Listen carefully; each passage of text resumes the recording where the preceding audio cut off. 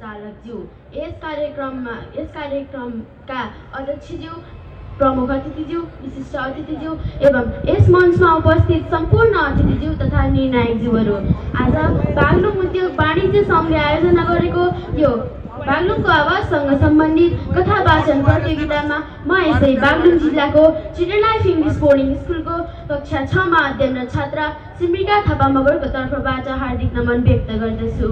आज अब म हजुरहरूलाई बागलुङ जिल्लाको प्रसिद्ध धार्मिक स्थल भीमगिठे मन्दिरसँग सम्बन्धित कथा वाचन गर्दैछु। यो कथा पौराणिक समयको हो र अब म मेरो कथाको शीर्षक रहेको छ भीमगिठे मन्दिर। धेरै समय पहिलेको कुरा हो। महाभारत कालमा पाण्डवहरू कौरवहरूको षड्यन्त्रका कारण वनवास जीवन बिताइरहेका थिए। वनवासका क्रममा उनीहरू हिमाल, पहाड, खोला र जङ्गल पार गर्दै विभिन्न स्थान घुम्दै आएका थिए।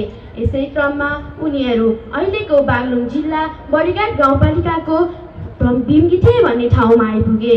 त्यस ठाउँ सुन्दर भए पनि त्यहाँ वरिपरि ठुला ठुला ढुङ्गा, भिर र खोलाले मानिसहरूको दैनिकी कठिन बनाइरहेको थियो।